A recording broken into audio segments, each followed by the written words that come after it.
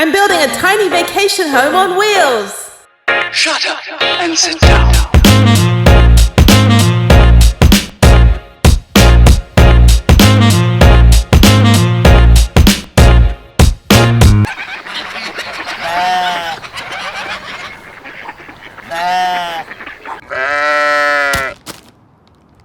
So before I go into my journey into insulating Prudence, my Nissan NV2500 high roof cargo van, I do want to talk about a pretty controversial issue that we're having in the van build world. And that is not only choosing your insulation, but when you go with the most popular company or the best product, as the marketing has made us to believe that this is the best one or the top of the line, and then they mislead you into thinking that not only have you purchased a certain amount and then they send you a different amount, but then they turn around and blame the customer for not buying enough or buying the wrong amount. So this is the issue that I had with Havelock Wool. I have spent about 8 months researching and planning my build and looking at the best products and going to Home Depot and Lowe's and all these different places, really asking around what is the best product to have. And the overarching response was you should get, sheep's wool because it's natural and there's no fumes and things like that. So I thought, okay, so I went to Havelock Wool, and of course, the first thing they tell you is you have a 4 to 6 week back order. So I bought the wool. I ordered the wool back in the beginning of December 2020, long before I even purchased the van. There's a chance I wouldn't have had the van, so there's all these kind of what ifs. And here I am purchasing 72 pounds of wool, from the other side of the world or the other side of the country, wherever it comes from. I think it's from like New Zealand sheep. And I was like, well, I guess I'll just pay all this money for this. So it was about $470. 400 of that is for the wool and $70 for the delivery.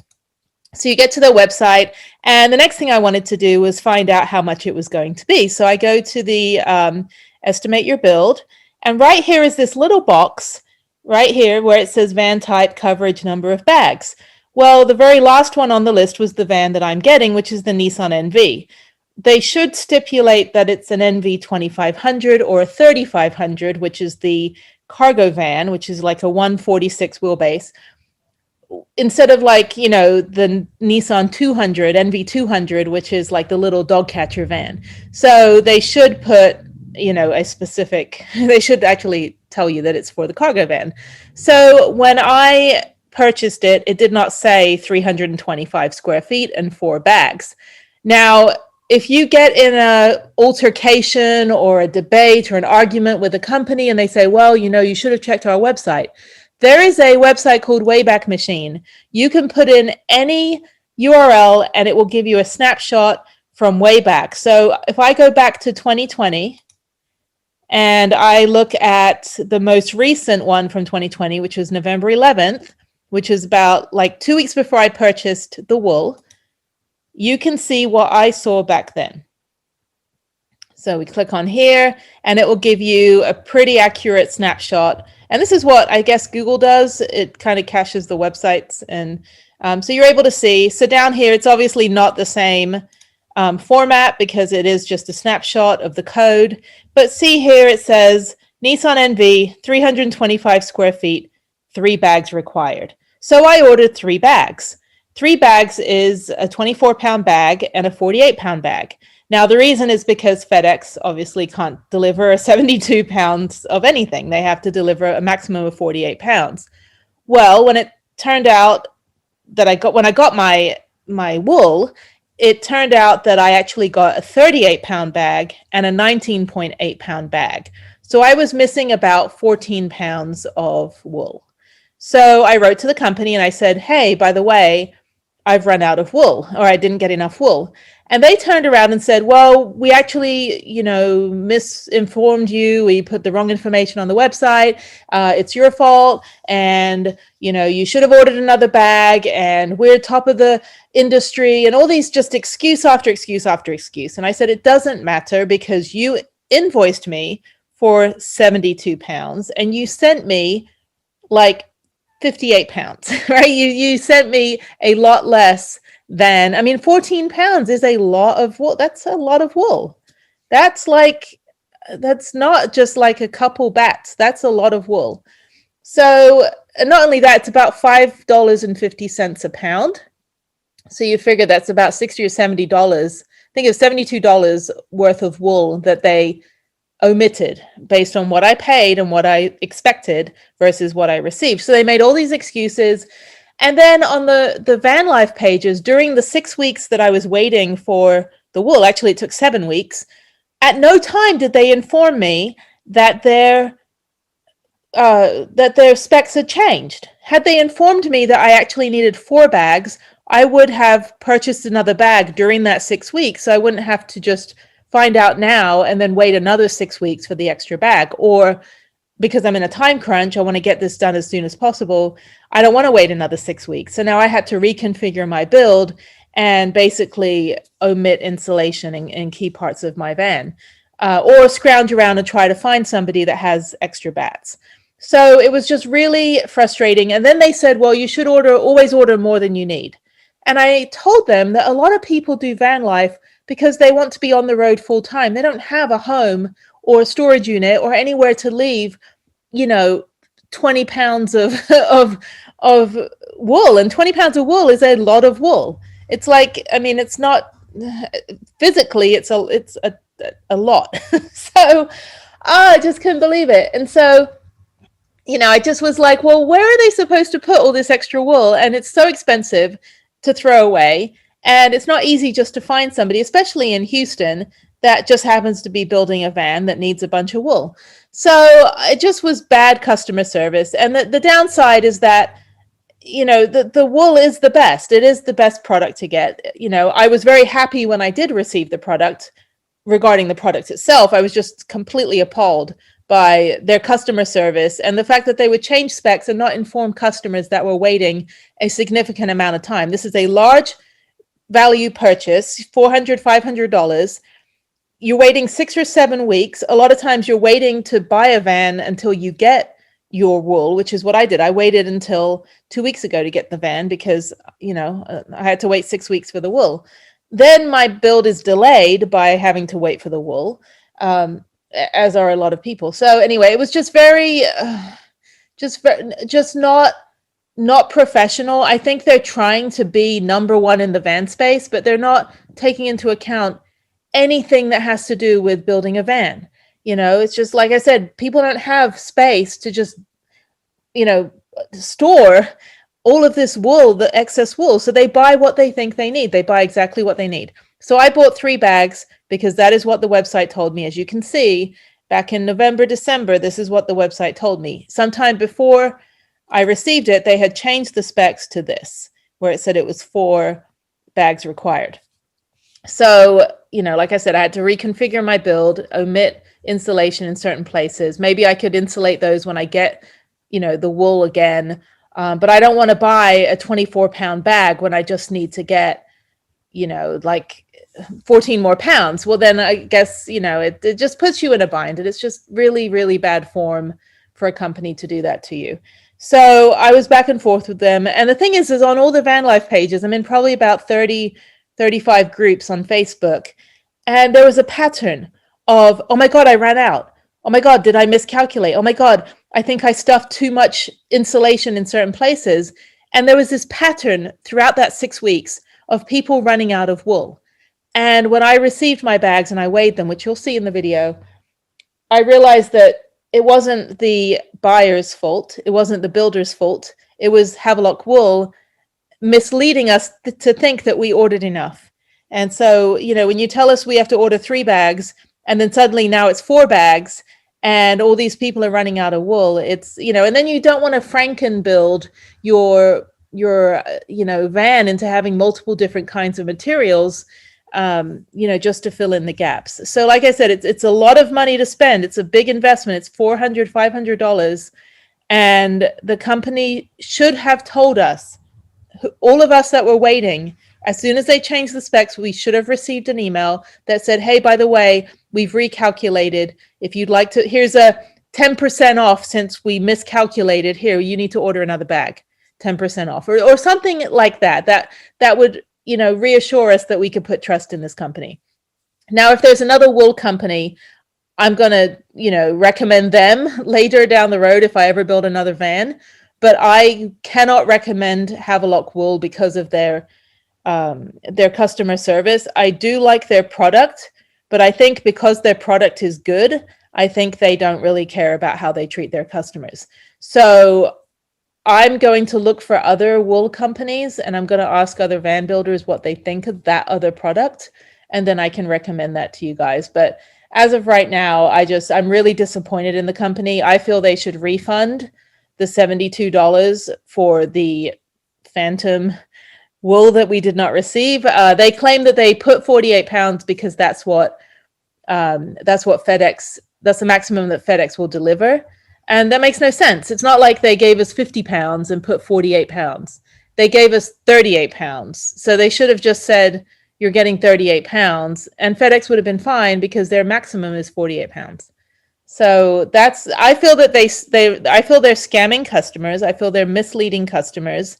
And because it's a large purchase and they're not doing refunds and they are not sending extra bags of wool anymore, I feel that they're just kind of, leading us on and then blaming us when we run out. I mean, that's the worst thing. I've been in marketing for 20 years. I've been doing this for 20 years. And the one thing you do not do is blame a customer when you've given them the wrong information. That's just, that's just a slap in the face. I just spent $500 on your product. You're going to blame me? Like, who does that? So I do not feel confident recommending anyone to spend money with this company. I think if you can find another wool vendor, definitely go with them. I'm pretty sure they're treated the same way in terms of treating the wool. But I do not feel that anyone should put money toward this company until they have the integrity to inform customers when things change and have the integrity to provide the amount that you've been invoiced for and the integrity to refund you if you do not receive, the amount that you paid for. There is a federal weights and measures authority that, if you receive anything that's not the right weight or measure, you can report the company. And if there is a pattern, as big a pattern as there are tons, like hundreds of people on these Facebook pages who are running out in the middle of their build. And they're just, got this like mind blown, I cannot believe what happened look in their, on their face, because and then they get stuck and they're stuck in the middle of a build and they've run out because the specs were wrong, or they were sent the wrong amount. So anyway, I think as a professional marketing person, I think that Havelock Wool did a crappy job of treating their customers, with respect. I feel like, as soon as they turned around and blamed FedEx, blamed the customer, blamed everybody else, blamed the backlog, it's just, they blamed everybody. And what they should have done they should have said, we're so sorry. We should have informed you while you were waiting that our specs changed. And we should have encouraged you to buy another bag during that time. So you wouldn't be waiting 6 weeks. You'd only have to wait maybe 2 weeks. I could have ordered a bag a month ago if I knew I needed an extra bag. So, and I'm living in a city where van builds are not popular. It's Houston, Texas. There's not a lot of people building vans. And a lot of people here will build, with materials that I don't want to use. So, like spray foam and stuff. So anyway, so that's my 2 cents, 3 cents, my $4. Yeah, like I said, if you ever have a discrepancy with a company, go on the Wayback Machine, put in their URL and pick a date around the time that you ordered a product and see what their website said, if they're saying now that things have changed. But they should have told us. I think that's just terrible form. So Havelock Wool, I'm not happy with you. Your product is fine, but I'm sure there's other wool companies out there with an equally good product. But your good product doesn't negate the fact that you disrespected customers. And there are hundreds of us that are, in a bind because we don't have enough wool now.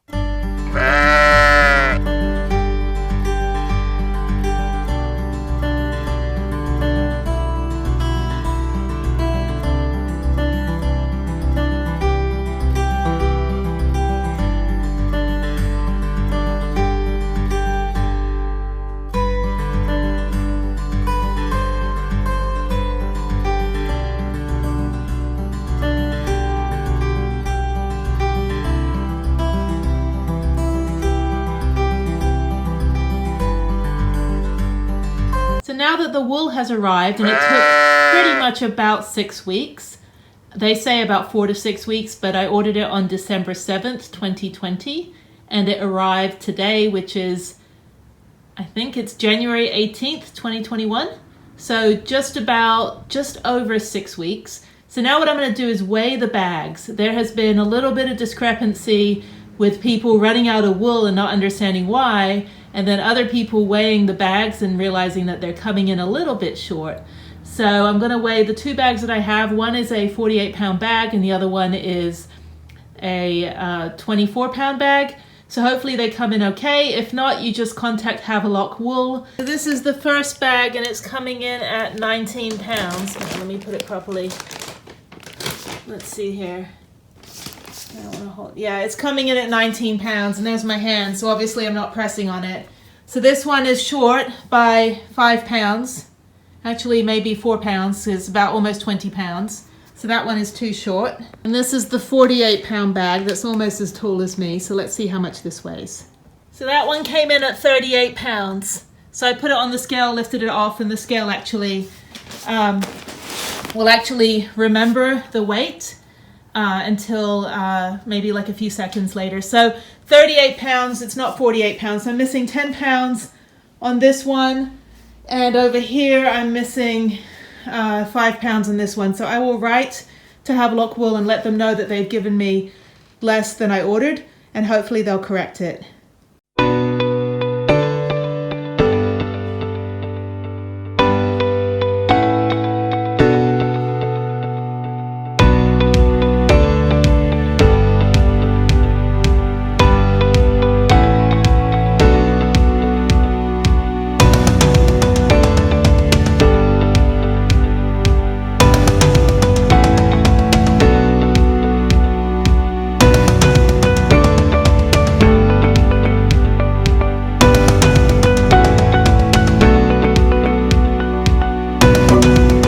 That looks really nice.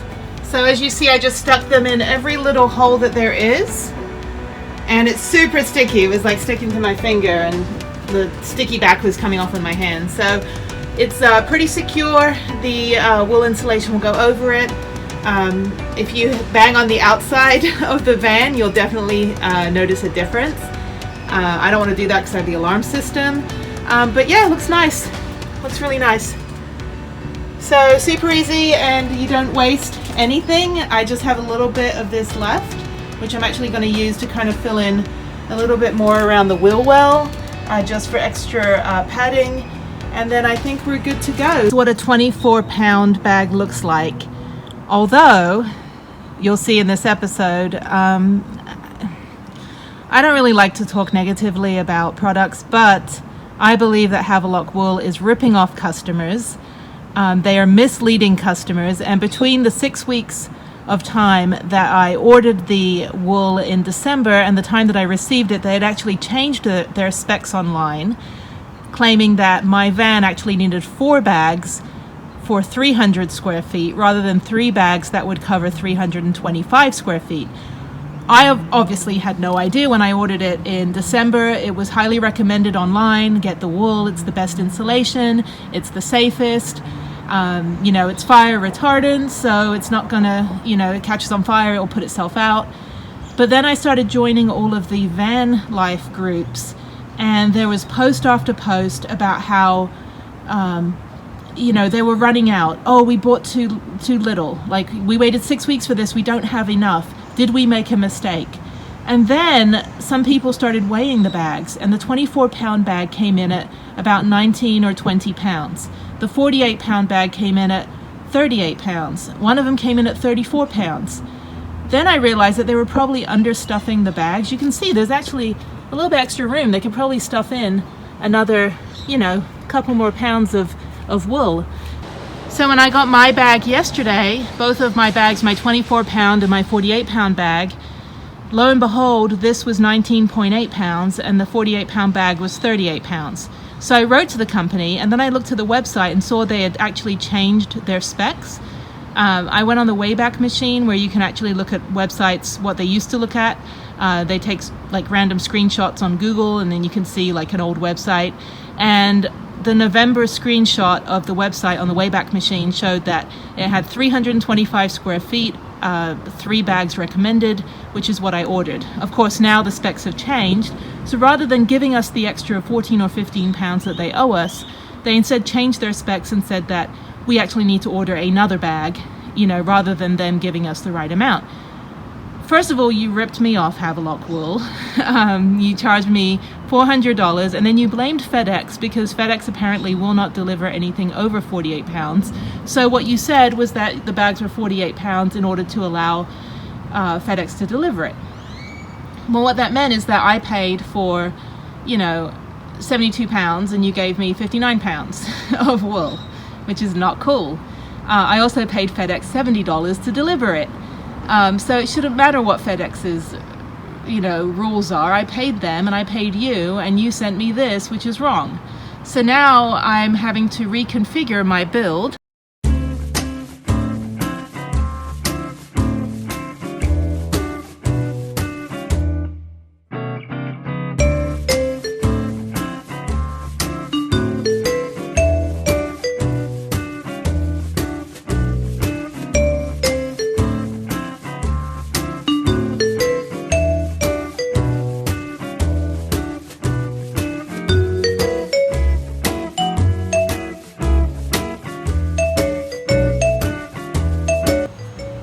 This is what it looks like when you do a really terrible job.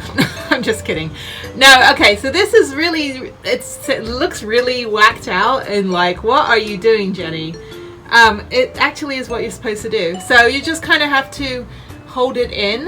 The insulation will pretty much hold its shape the whole time. I mean, it may sag a little, but what you do is you kind of stuff it in the sides, and then you drive around a little bit and then you stuff it in a little bit more. When you do the ceiling, you're just going to roll out the bats and just lay it up on the top like you're laying, like a duvet cover down, and then you do the same lattice across. So I'm not going to do that today because I'm getting the Max fan put in tomorrow, hopefully. So I'm just going to do this, continuing to do this pattern on the other wools. And the nice thing, it kind of reinforces a little bit the strapping, so that's good. Doesn't hurt to always, add a little bit of reinforcement. So let me continue, and it shouldn't take me too long to get this done, and then we can start putting the insulation in.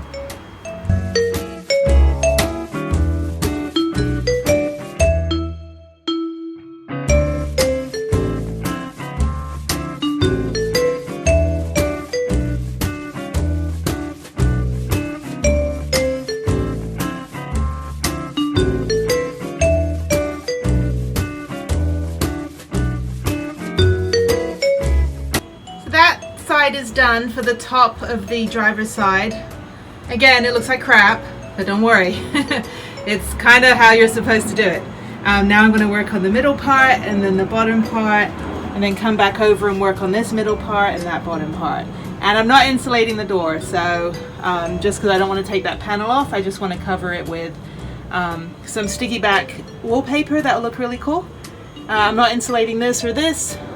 I actually like the cold, so and in the heat, I'm not going to be in really hot places, because anyone that knows me knows that I despise the sun. Like, I would, I like hot places, I just don't like physically laying in the sun. Like, that gives me no joy.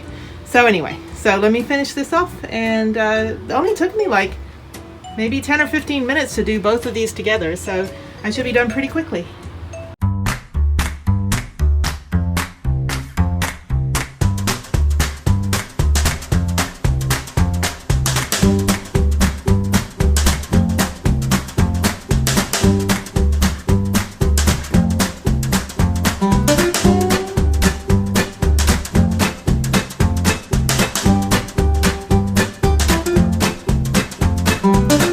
I finished this side and it looks good. There's some extra rope left over. Obviously you've got to pull this as tight as possible, and I only have 2 things left, which I need to do the ceiling, so I want to make sure that I have enough of the rope. But it's pretty loose right now, so I should have quite a bit left over. And then I'm not going to do anything, not going to tie any rope down here, because I just have to stuff all of the insulation into this wheel well. So I'm not worried about it's not going to come out anytime soon. It's just going to be down there. The same thing on this side. This is what I'm more concerned about because it's kind of floating. This has a little bit of a ridge to lay into, and that should be easy because I just have to stuff it in. Kind of the holes are kind of like a frame, so that would be easy. I just worried more about this section and this section and this section. So I just want to make sure that it doesn't fall out when I'm in the middle of driving. So I will probably have to do another round of rope going across and a couple more crisscrosses, so that's fine. So yeah, keep going. Again, it's probably taken me about an hour so far. It takes a while to pull the string through and all that, so it's not a fast job, but the strapping looks pretty good. All 3 of them that I did. Yeah, I'm like the low expectation van builder. I'm like, nah, I just do one. One's good. All right, hit the road.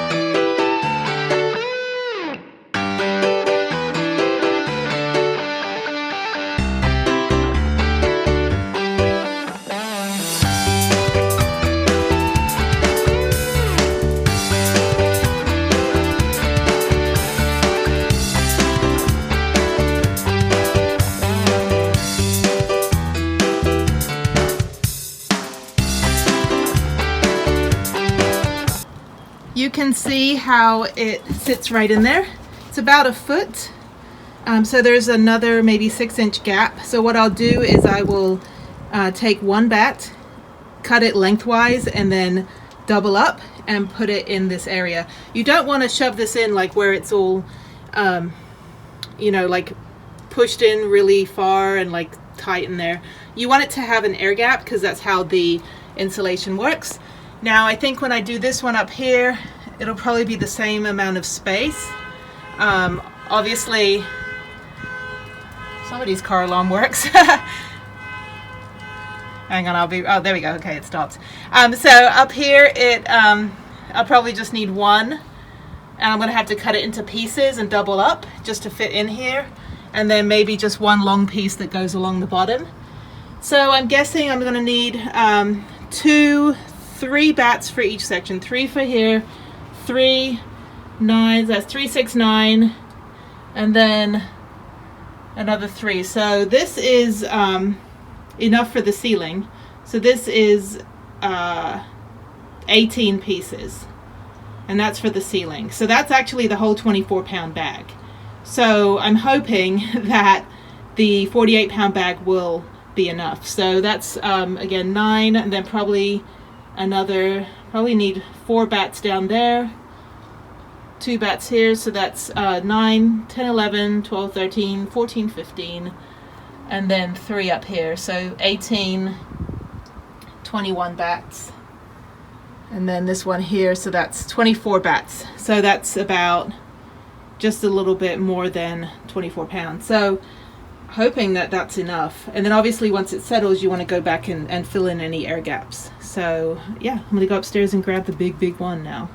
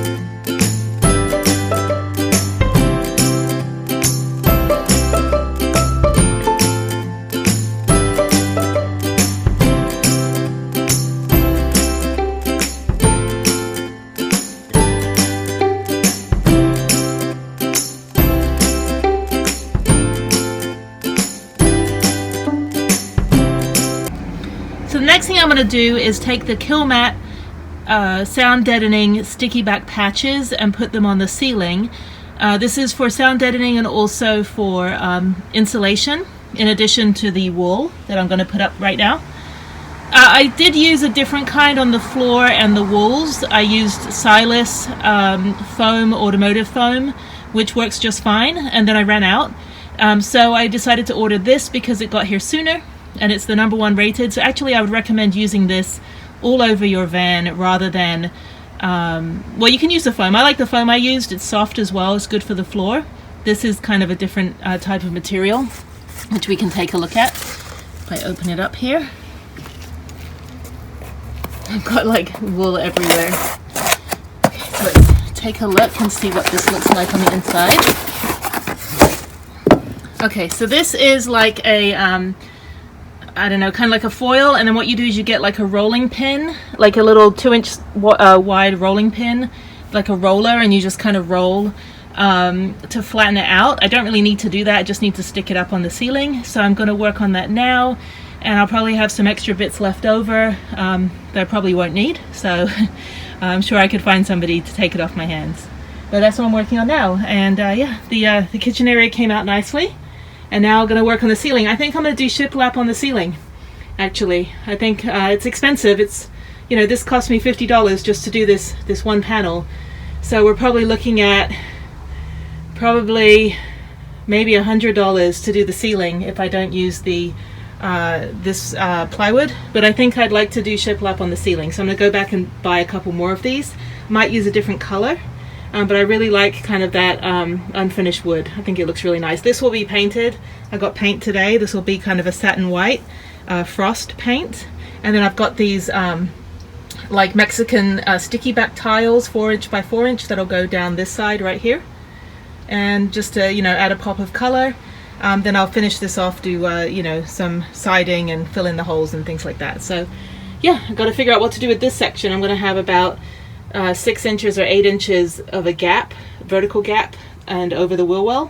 So I need to figure out something to put there. But for now, let's work on the sound deadening insulation, and let's get these last bits of wool up on the ceiling.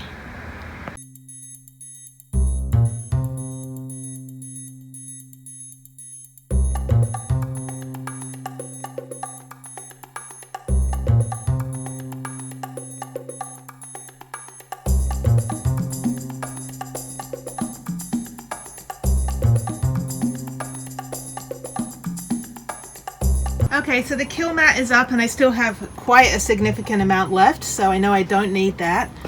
No big deal, I'll find someone to take it off my hands. Just note that once you stick it up, it is stuck, and just make sure you press it into all the ridges. I cut a little piece here and another little piece here, but generally you don't have to cover the whole thing, just kind of put it in significant areas. Again, it's just to deaden the sound when the rain hits the ceiling, and also just to also insulate it a little bit. So I think that looks great. I'm not going to do this end bit because I'm not actually sure if the ceiling's going to extend all the way to the end, because I really don't have anywhere to attach it, and I don't want to affect these lights. Like, I don't want the ceiling sagging at the end if I can't attach it to the frame. So I'm going to figure out some solution for that. I do have some like brackets that are going to go here. So I've got 2 big brackets that will attach this piece of plywood, since it's kind of floating at the top. It'll attach to the ceiling, however I'm going to do the ceiling. And I'm just going to put some like fake ivy across to fill in the gap. So it's, you know, it's not going to be completely sealed and perfect. It's going to look good though. I think it's looking great. There is one kind of dodgy plank right here. It doesn't matter really, because I'm going to put some picture frames up on here, and also the locker that will go floor to ceiling will actually cover that and be nailed to the wall, so that'll actually go back in. I just don't have anything to attach it to in this corner because it doesn't go as far as the strapping, but it's fine. It's not really affecting anything. You know, this is pretty secure. I even reinforced it down at the bottom, so it doesn't look too pretty right now, but it will when I'm done. So yeah, so now I've got to get all this insulation up the same way I did it before with the string. So I have some more yarn down there. I'll be able to use some of this yarn, this extra yarn, And of course now the yarn doesn't matter so much because the panels are up. The key is that you want to just make sure that that when you put the panels up that you really push the insulation into place and then quickly put the panel up so it's not sagging before you're done screwing anything in. So I'm not really looking forward to attaching things to the ceiling. I do not like drilling. I've decided that drilling is not fun. I do not enjoy it. I already have injuries in my hands and my shoulders that are exasperated by doing this part of the job. You can't really use nails, you've got to use self-tapping screws. I do not enjoy this. That's one part. Like this shiplap was pretty easy to glue and attach. You see, I didn't even care if it's not even straight on the screws. Who cares? I don't care. I hate it. I hate doing the screws. That's why I only did 2 pieces of strapping and then 1 piece over here, which is actually all I really needed. I don't like using that power drill. That is not fun. But anyway, it's got to be done, you know, the struggle. So I'm gonna lace the string through here and then work on getting these bats put in. So again, I'm going to double up 2 bats, which I think is the width of, I don't think I have to do a third. Usually you have to cut a piece in half lengthwise and then fold it in half and then shove it in the space, but I think these will fit exactly in the 14 inches. So yeah, this will take a while. I don't like, again, my shoulder injuries and my back injuries from the army. I'm not enjoying this part of the build, but once I get this done and I get the bed frame in, I can take a nap. So the next thing is the bed frame. I'm excited. I found the proper legs for it. So I think if it's if it's not going to keep raining, it's raining right now. Well, it's not raining right now, but you know, if it stays like this, I could probably get the bed frame done today. The painting I'll do at the end, because I need a sunny day for that and I need to leave all the doors open. So I think I'll do the painting tomorrow if I can get the bed frame done today. And we're on the home stretch.